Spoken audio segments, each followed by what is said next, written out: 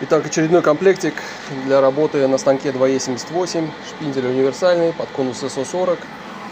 Фреза для обработки плоскостей берет до 400 мм, в ней резец с пластинами. Расточная головка ценой деления 1/100, к ней резечки, это для втулок отлично она подходит.